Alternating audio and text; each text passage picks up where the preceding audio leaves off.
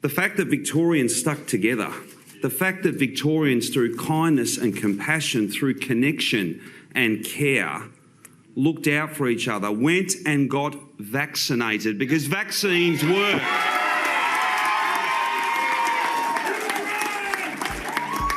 Because as a community, we were not, as some would say, divided. We were instead united in our faith in science and in our faith and care for and in each other.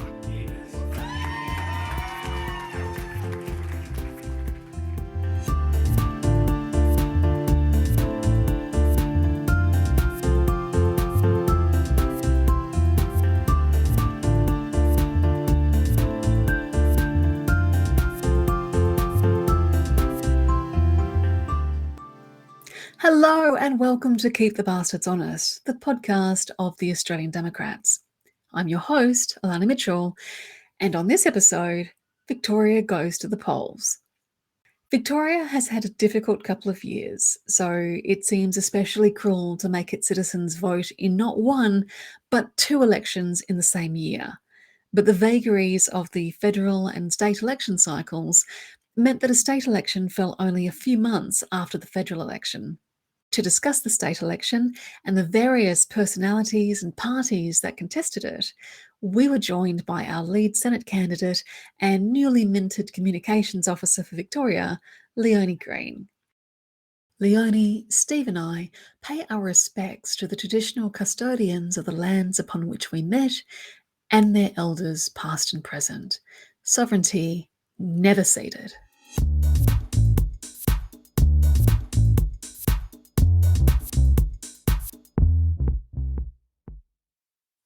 So, Leonie, thank you so much for coming back to the podcast and being our person on the ground in Victoria, especially since Steve and I don't live in Victoria. And the sort of experience of people outside of Victoria watching the election, I think, is very, very different to what you guys experienced on the ground in Victoria. So before we get into what appears to be Downslide 2.0 and all of the interesting stuff that happened around what was, I think, a very strange election, let's just rip the Band-Aid off on something that our listeners are probably curious about, which is the fact that the Australian Democrats did not contest the Victorian election, despite our best efforts. So do you want to just take us through the particular journey that the Victorian division went on, literally as we came out of the federal election in May? Yeah, so I'd love to be talking about the experience of the Australian Democrats in Victoria in the election, but no, we're not talking about that because we didn't get across the line, and it was an interesting experience and insight into what goes on at the VEC, which is a little bit different to the AEC. So as many of our listeners may know, we went through the experience of having to re-register again with the AEC, and they, from my understanding, did a bit of an audit on the members that we put through. The VEC took a very different approach. So the VEC required 500 members or more from each register party, and that was okay. We had more than 500 members, but they sent snail mail to our 500 plus members and required a snail mail reply from 500 members in order to register. So that in and of itself in 2022 really does kind of, there's no visual for this clearly, but my brain is kind of exploding with the fact that we are relying on snail mail for that process for the start, as a start point, and that we are not doing an audit check process. We're actually requiring all 500 or at least 500 members to respond via snail mail. And we know certainly from a number of our members who were supposed to have received something in the mail that they did not actually receive anything in the mail. So needless to say, we will be taking that further with the VEC and talking to them about the process, because one of the things that, in my mind, the Australian Democrats have always stood for, and we continue to stand for, is improving our democratic processes and improving our democracy. And there are real improvements needed in Victoria in terms of how minor parties get registered and how minor parties participate in the democratic process. we could do a whole other conversation about funding and raising of funds for minor parties or for parties who are not currently in the parliament, which is another real challenge in Victoria as well. And none of this is around wholesale change that's needed necessarily either. It's actually just continuous improvement and tweaks. And we need to be able to, as a state, really lean into those conversations between elections rather than have those conversations only every 4 years and in the last 5 minutes when it's all too late to actually do anything about it. So one of the upsides in my mind to not getting across the line is that it gives us a really important platform, I think, to talk about some of the improvements that we want to see and the improvements that we want to see well ahead of the next election in Victoria. So we will continue to advocate on that front, and we will continue to hopefully grow our member base over that time as well, so that if we somehow seemingly still need 500 people to respond to a snail mail letter, and let's hope in 4 years' time that is certainly not the case, or even in 6 months' time when we do it again at some point, that we actually have a groundswell of support around how we do that and getting it done. That's the state of affairs on that front. It was very curious to me watching you guys go through that because, just in case our listeners aren't aware, so we are registered federally and we can contest federal elections, but to contest a state election, we actually have to re-register in the jurisdiction that we want to contest the election in. So WA, South Australia, Victoria, New South Wales, Queensland, even the 2 territories have their own registration processes to register as a political party and their own requirements and thresholds and things. And so in theory, for a party to register to contest an election in any state or territory, you have to go through about 7 or 8 different processes to be able to do it, which is, and none of them are the same, which is bizarre. And it seemed like the Victorian process is kind of designed to ensure that minor parties will either struggle to register or fail to register. Because you said to rely on snail mail in 2022, particularly with the privations that Australia Post has been through, and particularly coming out of a pandemic, seemed like, and again, that's not the VEC's fault. That's the rules that they have to enforce, that they don't set the rules. But it seems absolutely crazy in this day and age to have to go through that.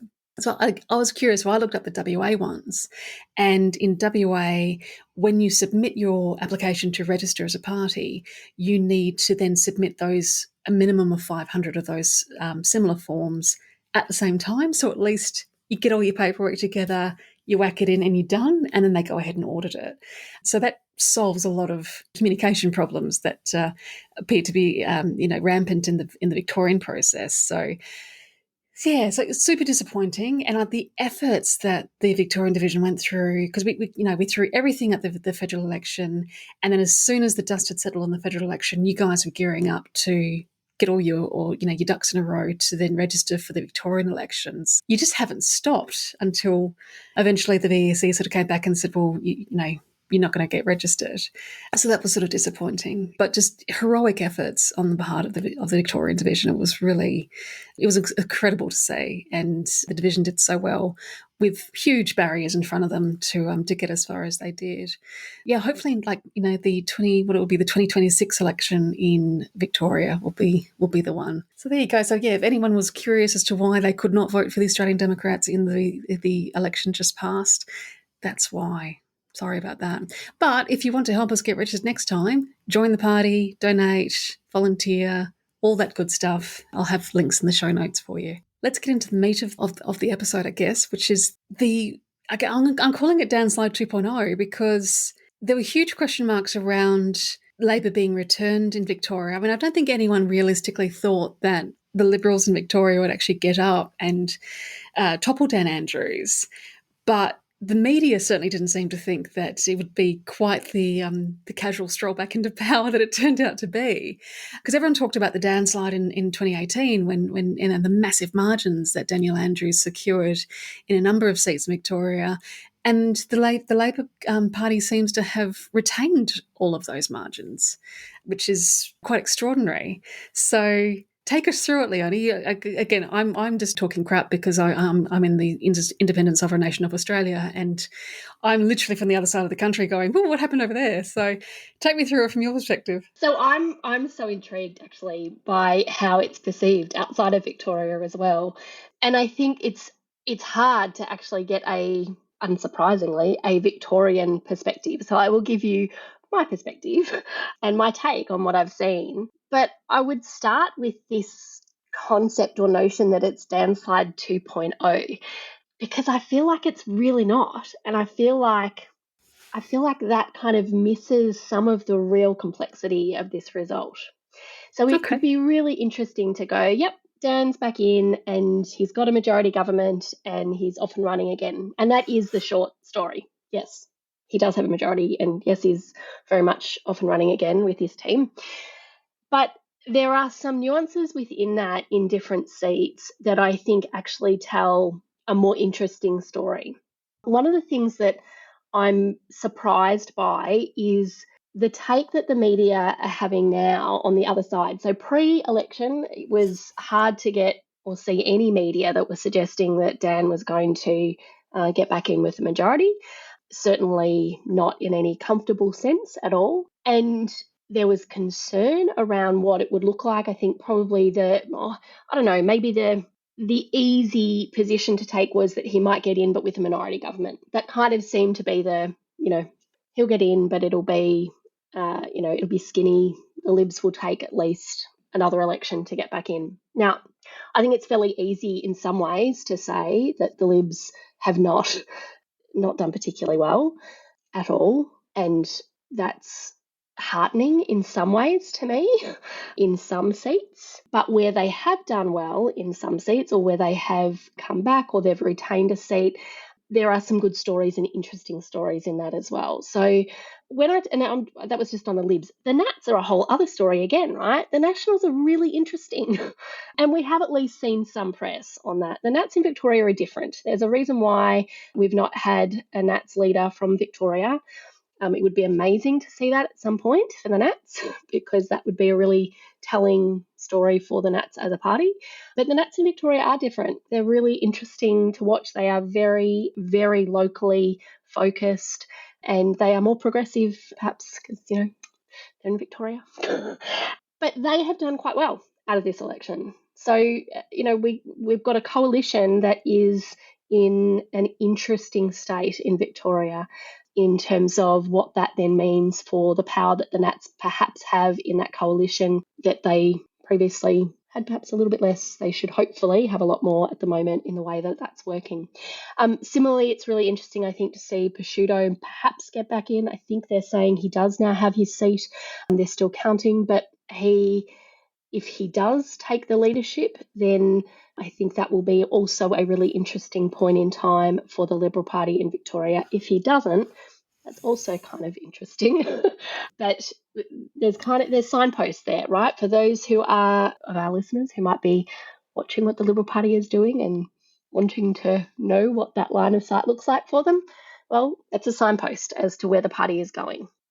And if I talk on a personal level for a moment, I sit in a seat where our local member for the last 4 years was a very, very surprise local ALP member. So he knocked out a very popular Liberal sitting member 4 years ago, and very much a surprise to him, I think, the ALP at the time. But he's done a tremendous job. He's been a fantastic local member, a really active local member. Sadly, he's not our local member anymore. I had a great chat to him in pre-polls, and he talked about, just the need to go and have a break after having had pretty full-on 4 years, unsurprisingly. But the person who was standing instead of him in our seat is a, stalwart kind of ALP member, progressive ALP person, as the party is in Victoria.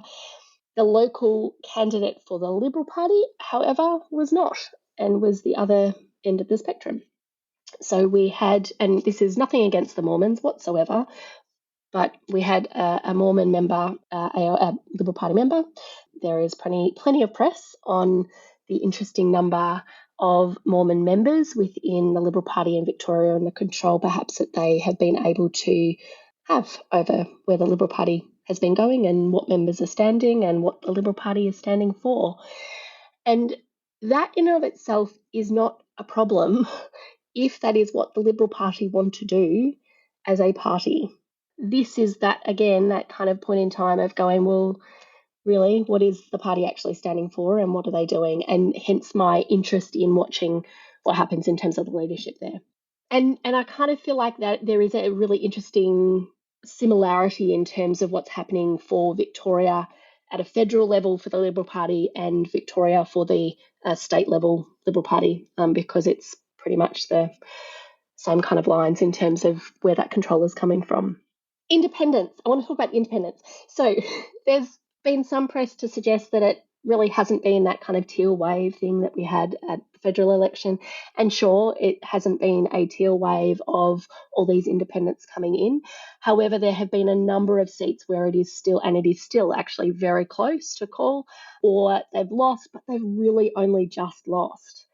And that to me is that is kind of almost like a teal wave, right? This is the next generation of independents that we are now seeing at a state level. And we are seeing some electorates where there are multiple independents standing, which I think is really interesting in and of itself as well. But we are seeing this same flavour of local, very local candidates, local problems, really strong community connections. And that is the basis of their campaign. And thankfully, and this is again where I get excited about the improvements that we can make in our democracy, thankfully we are starting to see that from the parties in the way that they are then talking and responding. One of my favourite examples of that is actually a Liberal Party candidate, Jess Wilson, who is in Kew. So she has taken over from Tim. And I think she actually ran a fantastic local campaign, very present, very connected to the community, and really clear local issues that were being advocated for. So it's been really interesting to see that. That to me is the improvements that the independents are forcing upon our system. Can I just pick up on that point, Leonie? I've picked up a copy earlier today, hot off the press, of Tim Dunlop's book, Voices of Us, which is the independence movement transforming Australian democracy. And it talks about, in particular, those voices of independence and the success that we saw from them at the federal election. But I just want to read something that struck me today. This is Louise Hislop, who was instrumental in Zali Steggall's campaign in the seat of Warringah. And this is from a meeting that she had ahead of the 2016 election with an independent, one of the early community independents that Warringah put forward to take on Tony Abbott. It was a guy by the name of James Matheson, and he was one of the hosts of Australian Idol.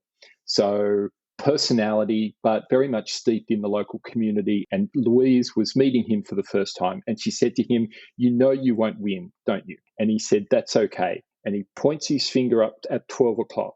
And he said, "If we can just turn the dial this much," points to 2 o'clock, "it'll be that much easier for the next person." And I think that's the message that we need to take out of this result for those independents in Victoria. They were never in the same fight that we saw at the federal election. They were in a new fight.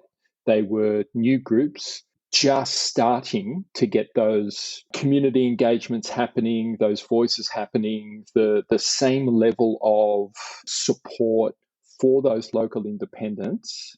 They did really well. And the next election is going to be a real eye-opener, I think. And I think that's the takeaway for me around what you've just been saying for the independents. They did well, and although they didn't win, they got really close in a number of really interesting seats.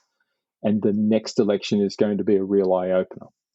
Yeah, I think judging the Victorian independence against the success of the federal independence is unfair. Because I think that analogy is correct, Steve, in that this is essentially the equivalent of the 2016 election in Warringah for the Victorian independence. And the 2026 Victorian election might be, we might get the Victorian equivalent of a Zali Steggall in, or it might just leapfrog that and become the 2022 equivalent. But this is what frustrates me, is that the media dismissed the federal community independence in the lead up to the federal election, and only in the sort of the dying days of the election suddenly went, oh, hang on, these women, like one or two of them might win. And then when most of them won, all of a sudden they've sort of just rewritten history and gone, oh, well, and now the narrative seems to be coming out of Victoria, which is, oh, well, they didn't have a Scott Morrison type figure to fight against, therefore they weren't successful. And I just think it's garbage. Like that analysis is wrong. And I think the rise of agreed. independence in Victoria will demonstrate that to be profoundly wrong. But yeah, a little bit of trivia for you all. James Matheson was at one time an Australian Democrat and still very supportive of us. Yeah, he was. Awesome. He joined the party. I think he actually left the party to run as an independent in Warringah. That could be a walk of shame. I could be wrong, but he remains very, very supportive of us. It's an interesting path to tread, though, to go from a party like ours, where even in Parliament we would respect a representative to vote not along party lines, but in a manner that did represent their local electorate. And that's been a position of the party right throughout its history. Once you hit Parliament, there is no expectation that we vote on party lines. We negotiate on it as a party, but that's to talk through amendments, not to put a voting block. So for James, I completely understand where he would go.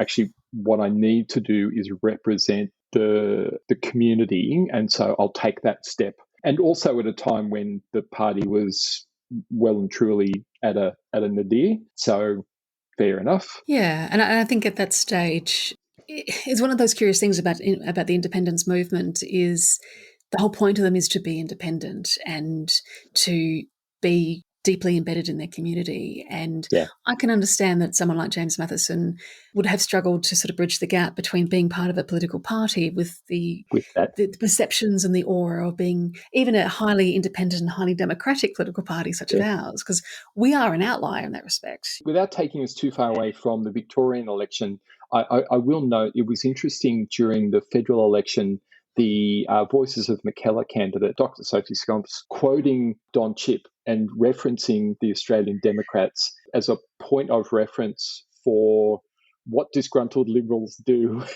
when they're not happy, and the idea of integrity in politics as something that can and should be fought for, I find interesting. So to learn that James was a former Australian Democrat standing in the next electorate over makes perfect sense to me. And I think that's why, as the three of us have found the community independence movement so fascinating and something that I think each of us relates to on some level as Democrats.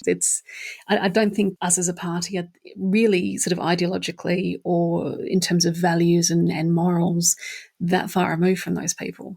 But the rise of community independence really is like a backlash against the two-party system. And what has surprised me with both the federal election and the Victorian election is the sudden and absolute collapse of one of the legacy parties of our political system. And I mean, this was foreshadowed in the WA election, but we sort of put that down. Well, I put that down to it being a legacy of the pandemic and Mark McGowan's sort of stewardship of the state through the pandemic and the response of Western Australia to that, as opposed to it being an outright rejection of what the Liberal Party stands for. But in hindsight, I can sort of look back and go, well, actually, that probably was, the canary in the coal mine on all of this. But you see it first in WA, famously reduced the Liberals to two seats in the lower house, and they're not even the official opposition anymore. Then they were not decimated, but certainly took a heavy hit in the federal election.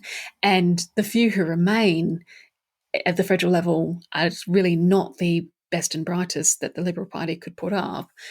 And then that pattern has continued with the Victorian election and the absolute crushing. Because, of course, what's fascinating is that it's not so much, as you said, Leonie, it's not so much that Daniel Andrews and the Labor Party had a crushing victory, more so that the Liberal Party just absolutely collapsed. And the contrast of the National Party doing quite well in comparison has been, it's just fascinating watching, in two states now, and to a lesser degree at the federal level, the Liberal Party is in a smoking ruin.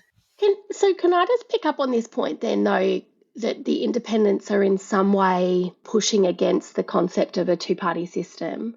Because I feel like it's actually more about the Liberal Party than the two-party system. Because if we look about particularly where the independents have done well, they have often been in what would have previously been safe Liberal seats. They are often women who are not finding a party that they feel that they can align themselves with, where they previously, not in all cases, but previously perhaps would have found a home in the Liberal Party.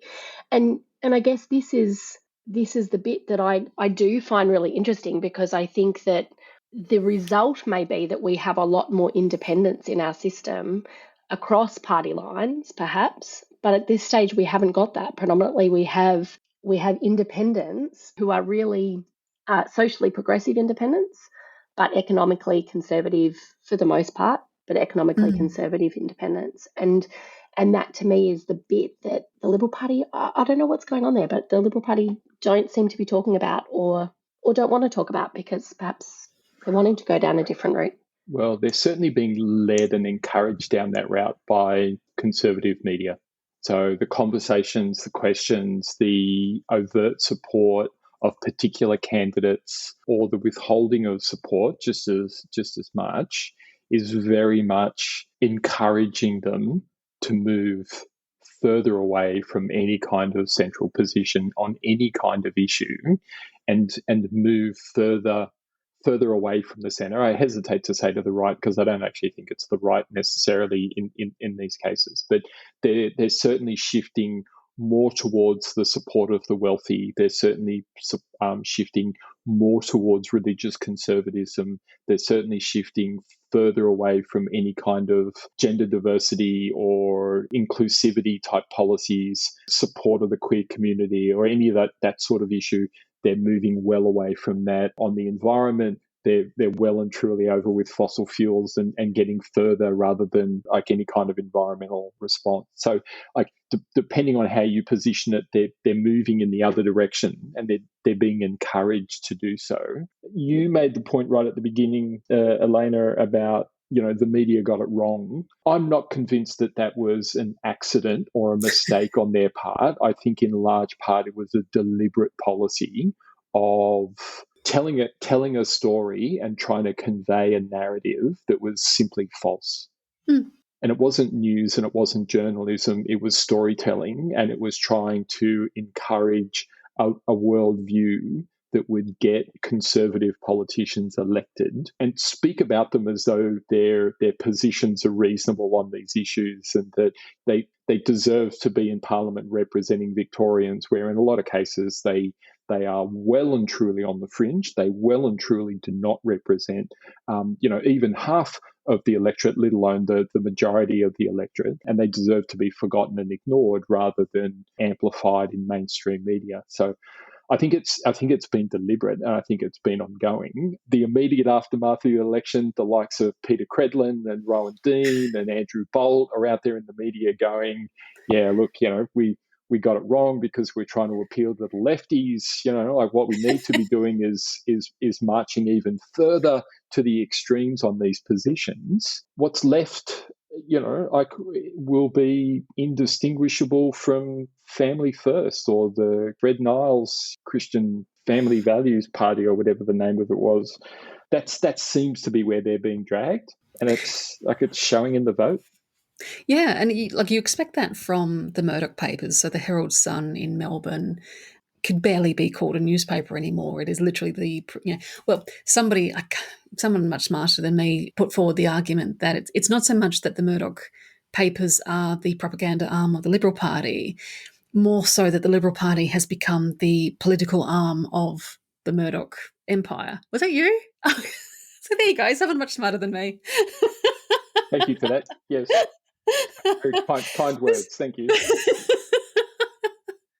This is my problem. I read too widely and I do not keep a big bibliography of who I've been reading. But what was, I think, yeah, as someone outside Victoria, what was sort of frustrating and a bit alarming to me was watching The Age and even the ABC pick up on these things and pick up on this narrative and push this narrative that this was an increasingly fraught and narrowing election and Daniel Andrews is under pressure and all this sort of thing. And then the astonishment on all of the pundits' faces on election night when he very casually strolled to a large majority victory. Everyone seemed fairly comfortable that Labor would win, but this narrative of, well, he might end up in a minority government. On the night, it wasn't even it was just not a thing. And what I found... Anthony Green called it at like 8 p.m. He was ready to put his pajamas on and go to bed. No, it was well and truly. Yeah. Oh, I can't really, but like it's done. And look, this is classic Murdochian sort of stuff, but I found hilarious. Andrew Bolt's Sunday morning thought bubble was, well, Daniel Andrews now has no choice but to resign before, having won this crushing victory, he should resign before stuff catches up to him. It was like, huh? Like, was that as sort of wacky and Leonie, was that as did that seem as weird to you as it does to those of us outside of Victoria? Because it was getting to this stage, I was watching the results unfold and going, what is going on with the Victorian media? Because it's bizarre.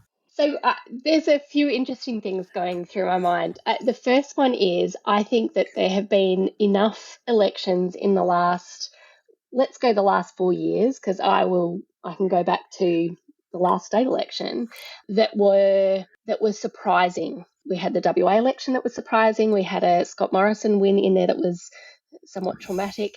So we've had some very surprising election results. And as a Victorian, I was actually watching Hamilton the Musical for, I won't name how many times I've seen it, but I was watching Hamilton the Musical on Saturday night, and we bought tickets for Saturday night because I did not want to sit and watch the election. And this is from a political junkie who loves election nights. But if the result was not going to be as I had hoped it would be, and as it was, then I did not want to sit there and watch it. I have sat there and watched an election night like that before, and I don't ever want to do that again. So I needed a really good distraction and make sure that I would enjoy the night. And if it was kind of an easy win, which is exactly what it was, then I didn't need to sit and watch it either, because I could actually do something more fun and then catch up on it the next day, which I did. So there's that, right? There's this kind of surprising patchwork of different results that we have had that have made it really hard to be confident in the polling, to be confident in what's actually going to happen. So while I agree with you, Steve, I think from a Murdoch Press perspective, there's absolutely a really clear agenda going on there. But Elana, you're spot on as well, that we had The Age and the ABC also really quite concerned about what the result would be, and with plenty of agitation of, will they just get in? What will it really look like? And, so I think there is this kind of tension around what's really going to happen and what do we really know. And the other bit that has happened, right, in the last, I don't know what the last decade, but it kind of just keeps speeding up, is social media and the different echo chambers that we all sit within. And so whatever echo chamber you are in, you are continually thinking about or fed stuff that is feeding that echo chamber. And that is really unsettling as well, because you then kind of go, okay, well, what am I missing? Am I really getting in any way a clear picture? And the reality that we have is all of those journalists are in their echo chambers as well. They're not somehow sitting outside of that and seeing a beautiful big picture and a clear picture. It's bullshit. They're absolutely sitting in echo chambers too. I did a bit of a sort of whip around the different election coverages on Saturday night. So I spent a few minutes watching the coverage on Sky, and I spent a few minutes watching it on the ABC, Channel 7, Channel 9, just to see how they were talking about the results. If I just look at what the Sky News panel was talking about, and Sky News had people like Jeff Kennett and Peter Credlin, also Stephen Bracks, who was really having a fun night, I've got to say. Stephen Bracks was very much enjoying himself. Jeff Kennett, not so much. Peter Credlin, not at all. But what was interesting is what they were talking about was all negative as far as Labor was concerned. Signs of a collapsing vote. Look at, how well the Greens are doing over here. Look at how this independent's doing over here. Look at this swing against them in this seat, et cetera, et cetera. Not mentioning at all the fact that they were well and truly on their way to reforming government with a sizable majority again, and really weren't being challenged in any kind of meaningful way at all. The other channels were more or less neutral. The ABC was the most neutral of them. I watched 5 minutes of Channel 9 and it was almost all lifestyle type stuff. Goodness. Special interest piece about the fact that the guy from Strictly Ballroom ran for politics. Did he win? Ran for the election. He has actually won. So Paul Mercurio won. Go Scott Hastings. What was super interesting? So Paul Mercurio, an Australian icon, star of Strictly Ballroom, dancer, actor, performer, stood for the seat of Hastings, and he did it, he said, because he felt passionately about the standing up for the needs of the local community. People had spoken to him about maybe being a representative. He felt that he had the requisite communication skills and that he would work on the politics. He ran as a Labor representative, and the guy from Channel 9, I think it was, that I saw interviewing him, couldn't get past the fact that he was a dancer in Strictly Ballroom. Really, really couldn't get past that fact. Said to him, why are you running as an ALP candidate? And he said, I wouldn't have had the career I had if it weren't for the unions. The performing arts are a strong union sector. Our wages and our rights, the protections that we have, are hard fought as a result of the performing arts unions. And so, for me, I've been a member of the unions since I first started performing. So, it was natural for me to stand as a Labor candidate. I literally am from the trade union movement. And it was interesting in that, here's a guy who is high profile, running for Labor, and yet the disconnect with the people interviewing him, who couldn't see past the sparkly uniform that he danced in Strictly Ballroom, couldn't take him seriously and couldn't actually make the connection that actually there's going to be more there than just a familiar face. But it spoke to the disconnect that you see where we've got a narrative going in and we're going to run with that. And on Sky News, it was a very negative, anti-Dan, anti-Labor narrative, and they just couldn't break past it. As I say, the ABC was pretty reasonable in their coverage. Can I just read to you a couple of things? Dave Milner, who is actually a former video games journalist, but is now writing for The Shot, which is this serious news website from the people who bring us The Chaser, which is a bit of a mind-blowing thing all by itself. He has written the most brilliant article about the Victorian election, in which he states straight up he's going to be unrelentingly obnoxious about the fact that he's the only journalist in Victoria who correctly predicted the election outcome. But just on the media coverage, he says one section of the media would huff the farts of another section before unleashing its own noxious brew, a reconcentrated dose of this particular brand of disconnection from reality. Dan was in trouble, Matt was on the charge, and thus was born an Ouroboros of regurgitated delusion, which I think sums up the way the media approach the Victorian election. But he actually quotes, in this article, he quotes his own article from the week before in the lead up to the election. And I'll just read this section too, because this is actually his prediction of the election, which was, this will no doubt be a profoundly confusing experience for readers of the Herald Sun, masochistic individuals who have spent the last 3 years battered over the head with the message that the state is in the thrall of a despot, dictator Dan's authoritarian iron fist, clad in sportswear fleece, clasping the life out of Victorian democracy. That they will be able to vote at all might be a shock. That Daniel Andrews will win relatively comfortably will shatter at least a portion of their warped reality. It doesn't pay to make predictions in this profession. The reward for being right is non-existent, and you just look like a douche, or worse, Peter Van Onselen, if you're wrong. But Daniel Andrews being Victorian Premier on November 27th is about as sure a thing as politics allows. Oh, that's beautiful. It's great, isn't it? And God, at this rate, I could read you the whole article, but there's one more piece. This is the original section that I wanted to read to you. And as You I've been found it? trolling through, yes, as I've been trolling through trying to find it, I found these other two sections that were very, very apt of what we're talking about. So esteemed media colleagues, how did I work this out when the rest of you got this so wrong? To take you inside of the little tradecraft, I looked at polling data and betting odds that uniformly said this extremely obvious thing was going to happen. I then observed Victorian politics, spoke to Victorians, and just generally was a Victorian.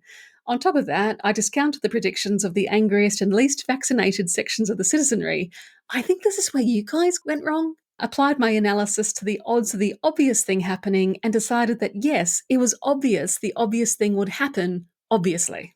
So I will put I'll put both of those articles into the show notes for anyone who's not already reading Dave Milner and The Shot, because if you're not, you should be, because it's brilliant. The media disconnect has just been absolutely bizarre. And I really feel like it has been driven by this deeply personal dislike of Dan Andrews that a number of sort of high-profile members of the media of Victoria seem to have developed over the last couple, particularly during that period of the Victorian lockdowns where he was fronting up to the media every day and answering every single question until there were no more questions left to be answered, and just not taking shit from media. And I feel like that this narrative of Daniel Andrews being controversial and divisive and this pseudo-authoritarian thing, to me seems to be absolutely a media beat up.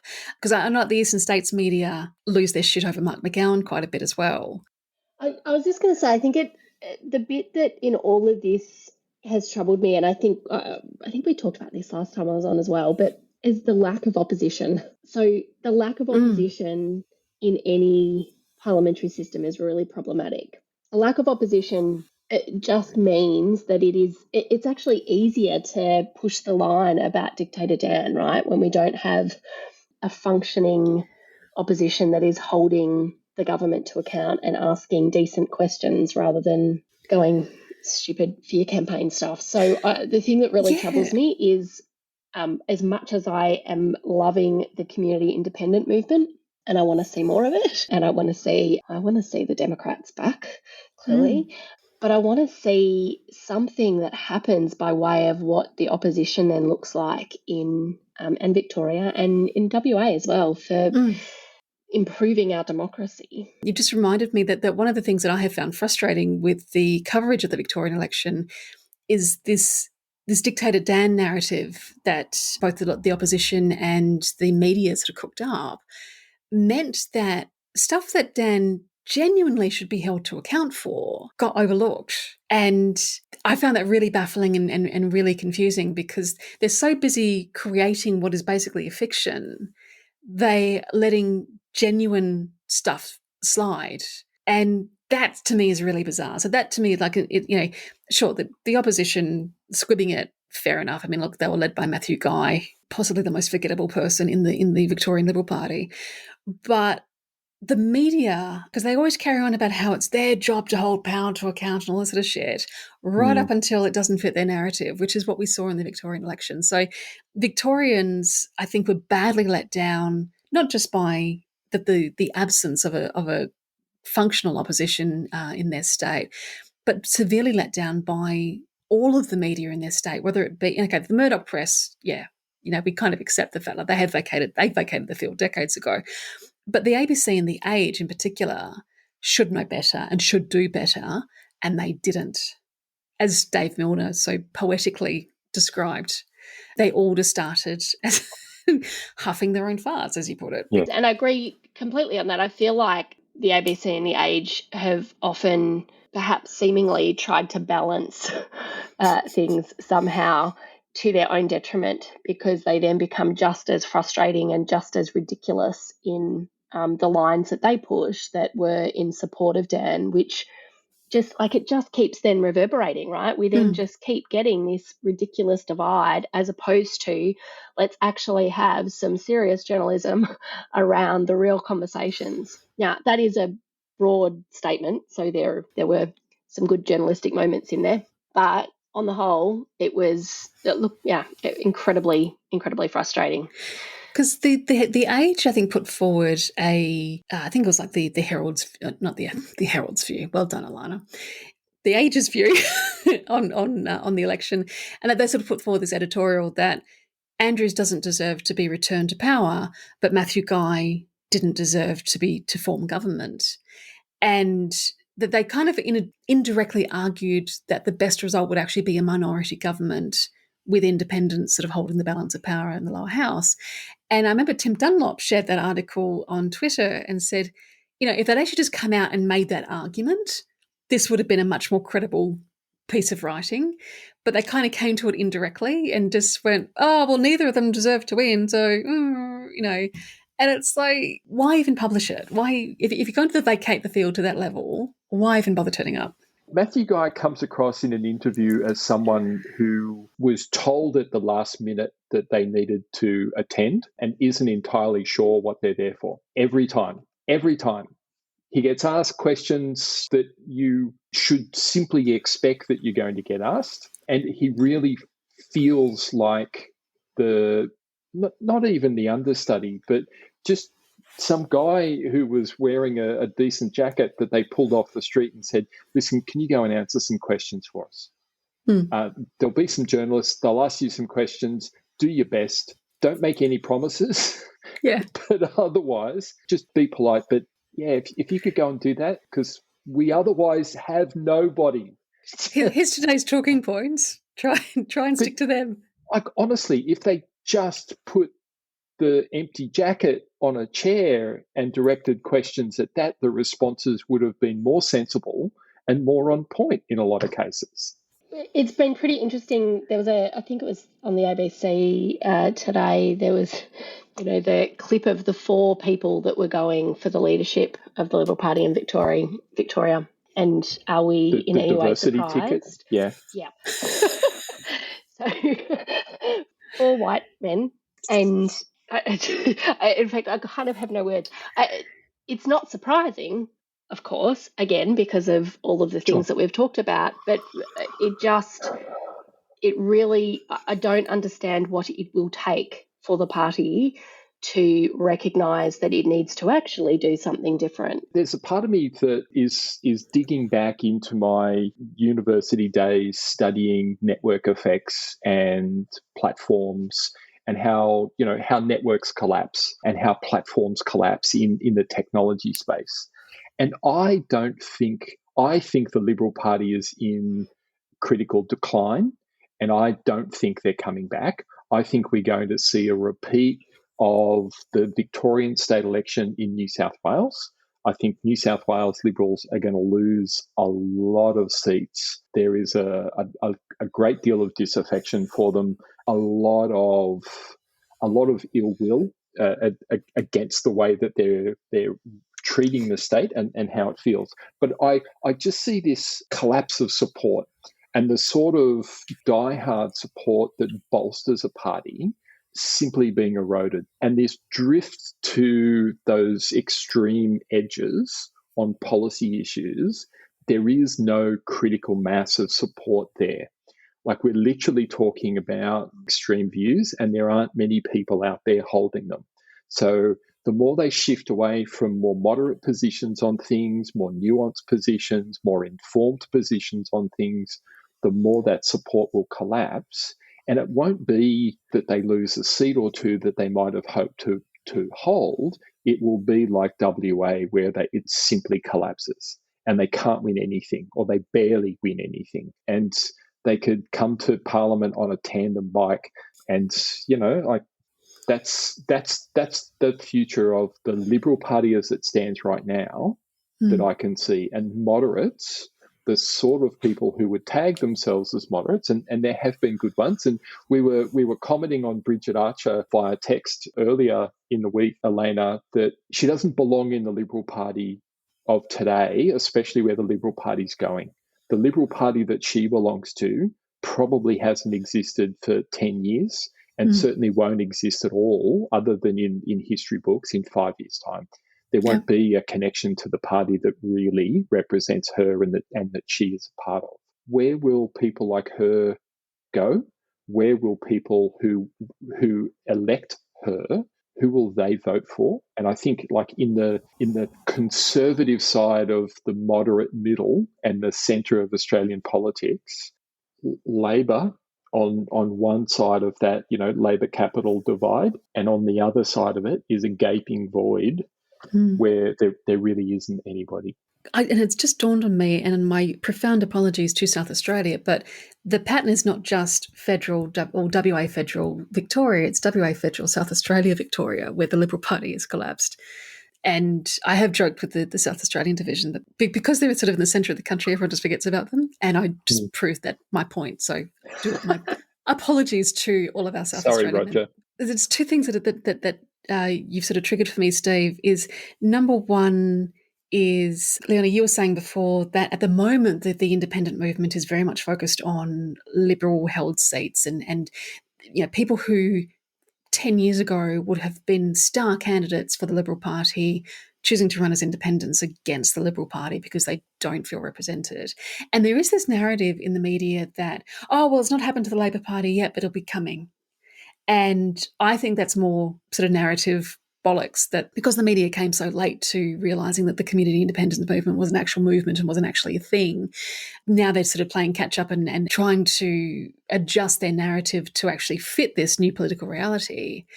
And I suspect that where the independence movement will go over the next 5 years will depend very much on how the Labor Party chooses to respond to it, and how the Labor Party, in WA, South Australia, Victoria, federally, New South Wales, should the pattern repeat in New South Wales, it depends very much on how Labor chooses to govern. Because it might be that they end up becoming, and this will probably piss off a lot of Labor supporters, but it's possible that Labor might end up becoming the centre-right party in Australia, and the centre-left side of the fence gets taken up by independents, hopefully the Democrats.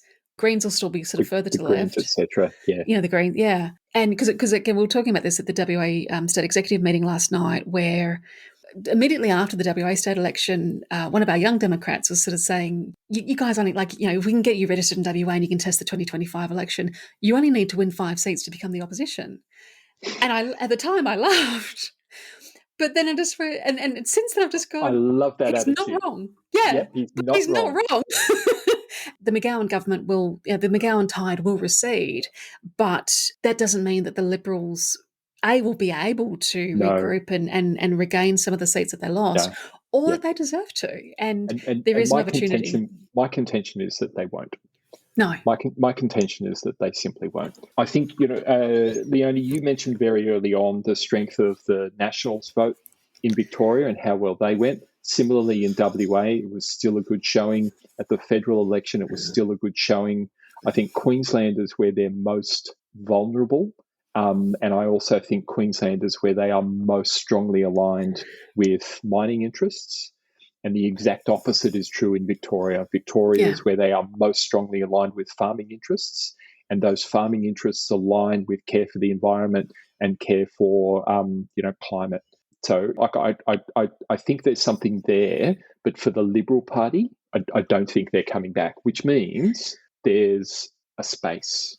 There's an opening. There's a gap in the political landscape for someone. And what's interesting is there's talk in Victoria of them actually stepping away from the coalition. Do you think that's actually a possibility, Leonie? I think it. No, I think that I don't think they're there yet. I think it will be a serious conversation that they've been having. The fact that they're having the conversation, I think, is in and of itself quite remarkable. Thank goodness they are, given the results. But no, I don't think that they'll be splitting. Again, as I said earlier, the signposts of who takes on the leadership and what the Liberal Party actually want to then start doing, and whether they're then going to perhaps look like they might be a little bit more competitive, that to me is the thing that if I was in the Nats, I'd be watching, and externally I'm certainly watching as well. Yeah, because so far there's been absolutely no indication in either WA, South Australia or federally of the Liberal Party taking heed of any of the lessons that they need to have learned from the repeated drubbings that they have received in elections. Exactly right. And Victoria seems to be holding firm to that pattern as well. But Leonie, you mentioned John Pesutto at the start of the pod, and now he, from again my very limited non-Victorian understanding, and I'm hoping that you can illuminate me on this, he does appear to be sort of the great hope of the not right side of the party. Like he's actually probably one of the few moderates left standing. Is that correct? Well, he's just gotten back in, so yes, you are. That's my take as well. So largely correct, if I'm correct as well. But I think of John Pesutto, the night of the election 4 years ago, was the most candid of the Liberal Party representatives that I saw in the media at the time around where they had gone wrong. And that, to me, was incredibly refreshing at the time and gave me hope, even though he had lost his seat, gave me hope of what they might do. Now, that didn't come to pass because we had 4 years of ridiculousness with the Liberal Party.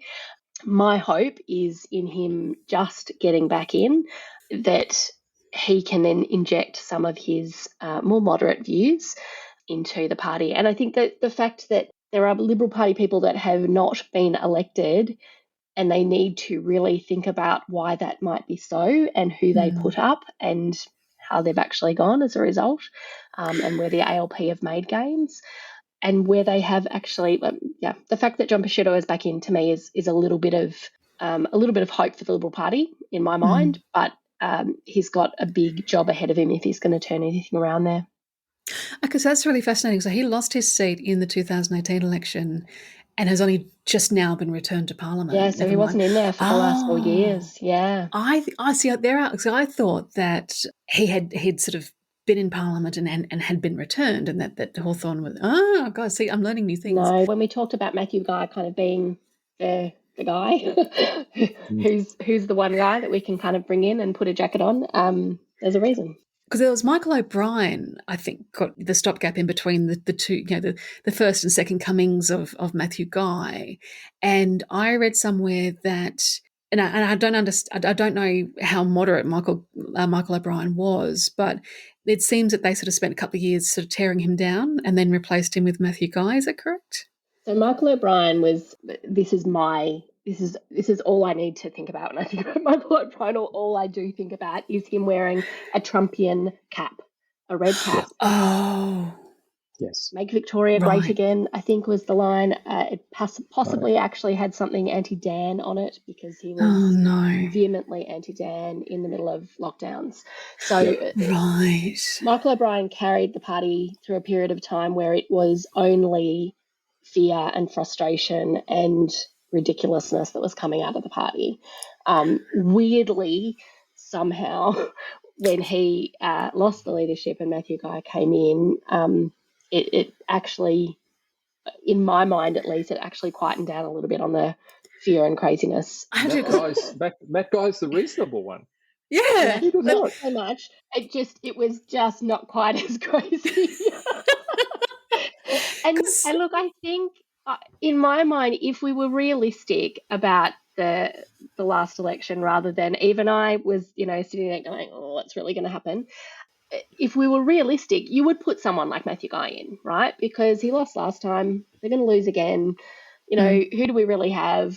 And let's just get through this one. And they clearly assumed that they would make more gains than they did. And then they would reassess and bring somebody else in as leader. Start rebuilding. Yeah. Yeah, okay. Because what I found, and this is where my perception of it sort of being a downside 2.0 came from, in that the 2018 election was a genuine sort of landslide victory for Dan Andrews.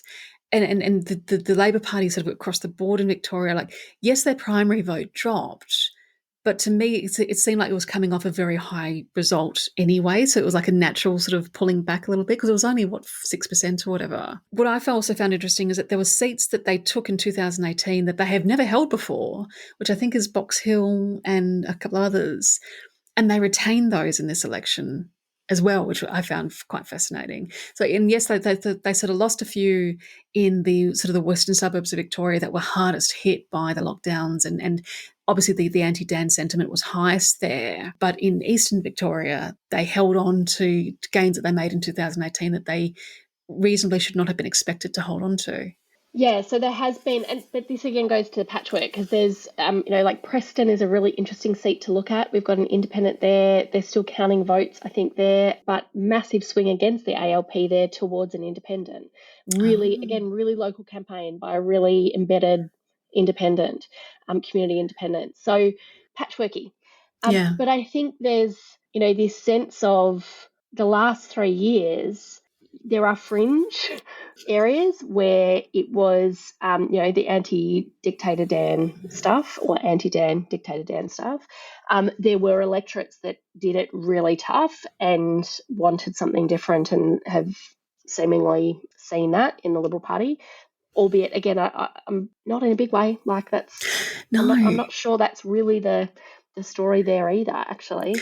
But there's also then this just, he got stuff done. He and his team, let's put the pandemic aside for a moment, they have been a government of action. I have said for a number of years now, they're the party of they just get shit done because they've got a lot of shit done even in really shitty circumstances. So with a lot of electorates, it was, and in fact, this is the other thing, right?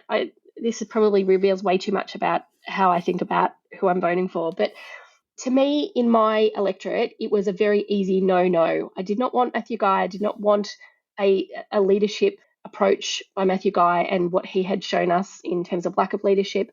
I also didn't want a local member who was very conservative from a religious perspective. It was a really simple, easy no. There have been times in the last period of time, such as when Malcolm Turnbull was Prime Minister, where to me I had a yes-no. So I wanted Malcolm Turnbull as Prime Minister at the time. I did not want my local member, who was a Liberal Party Conservative, I did not want him locally. So to me, that was a yes-no, right? So there's complexity and challenge in this around who the local member is, if you are interested in politics, and who the leader is. And I think that's for those of us who kind of take a little bit more interest and read a little bit more.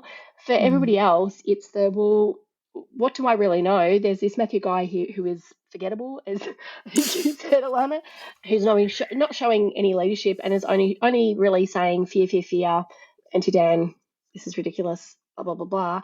Or there's Dan who's getting shit done and actually navigated through a horrendous period of time. What's the safer bet? And I think I think the result pretty much says for, in an easy way, having said it with a patchwork, the easy line is it's the safe bet. He's the safe bet. He and his government just continue on. I think you raise a really, really good point of the contrast between fear-mongering and the hysteria over Dictator Dan and the pandemic and everything else, but contrast that against the simple fact that I think hundreds of level crossings were removed in Victoria, and there were other shit got done, as you say, and who has made a material impact on people's lives, for good or ill. That would be Dan Andrews, and the Liberals, from what I could see from outside the state, didn't even have a clear sort of policy narrative to put to the people. It just seemed to be a mishmash. It was pretty crappy, actually. It was fix the health system, but we're going to can all of these projects in order to fix the health system. I think in a nutshell, that seemed to be their approach.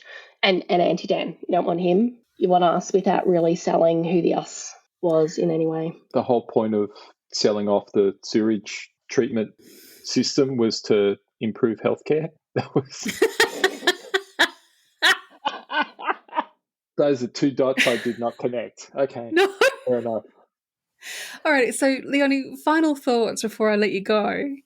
Well, look, I think there is a role for the Australian Democrats in all of this, which is to keep the bastards honest from the outside at the moment. We're not in Parliament, and we certainly want to be, and that is certainly the goal, but there is more that needs to be done from the outside at the moment around improving our democracy and keeping the bastards honest. And I don't have an opposition in Victoria that is going to be able to do that.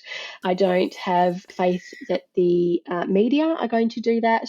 That to me is the gig at the moment for the Australian Democrats, and I think we are up for that challenge. Fantastic. So you can spend the next 4 years working to become the better opposition for Victoria. That's a worthy Yeah, we goal. might need Get more on, than 5 seats to to be the opposition in Victoria. Sure. stretch goals and all that. Nonetheless, yeah, But love for it. our Victorian listeners, get onto that, join the party. You'll be able to work with Leonie and volunteer with Leonie if that's your thing. Yeah, like if you want a functional opposition in Victoria, this is where it starts. Yeah, call out to all of our Victorian listeners. Thanks, Elana. And yeah, be part of the change that you want to see in your system. And it requires us to step up as individuals and do our bit rather than stand back and get frustrated with what's actually happening. So come and join us. There's fun to be had. Fantastic. Thank you, Leonie. That was fascinating. There was, so many insights that as an outsider to Victoria, I was completely oblivious to. So it was a great chat, and I hope our non-Victorian listeners found it as interesting as I did.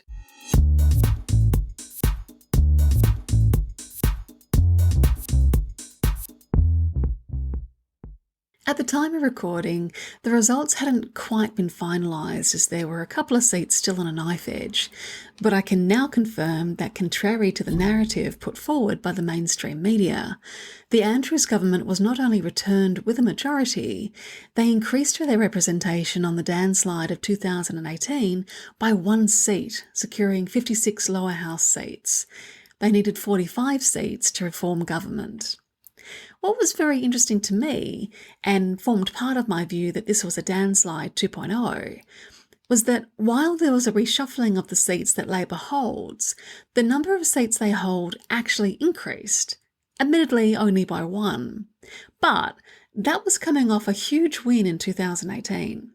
You would expect, particularly after the last 3 years, and particularly if the media narrative of Dan Andrews being divisive was correct, that the huge margin they attained in 2018 might have shrunk a bit. That's normally how election cycles run. So increasing the number of seats they hold, even by 1, is quite significant. The next 4 years in Victorian politics are going to be fascinating. As predicted by Leonie, John Pesutto not only regained his seat, he was also elected leader of the Liberal Party and therefore opposition leader. I'm not sure who the Victorian Liberals would have turned to if Pesutto hadn't been returned to Parliament, but it does seem to be a good start by them in clearing the debris of the second coming of Matthew Guy.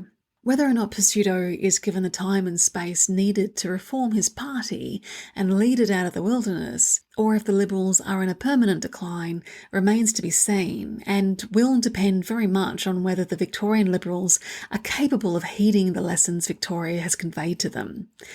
If the pattern established federally and in WA and South Australia holds in Victoria, then the answer to that question will likely be the Simpsons meme of Principal Skinner asking himself if he's out of touch, and then concluding no, it's the children who are wrong, which doesn't bode well for New South Wales when they head to the polls in March 2023. We talked about the sense of relief that the country seemed to feel in our post-federal election up episode, but watching the decline of the Liberal Party has made clear that removing Scott Morrison from power and preventing his state counterparts from attaining power isn't the end of the journey for Australia. In fact, if the Liberal Party collapses completely over the next decade, we'll likely look back at the elections held in 2021 and 2022 as the beginning of a new cycle in Australian political history, and possibly a tectonic shift in how we see ourselves as a people and how we govern ourselves. And if that's the case, then our work as a nation has barely begun. Now is the time to engage even more strongly with your democracy. We can't allow the vanquishing of the Morrison era to lull us into becoming complacent and disengaged. But that, dearest listeners, is a discussion for a future episode.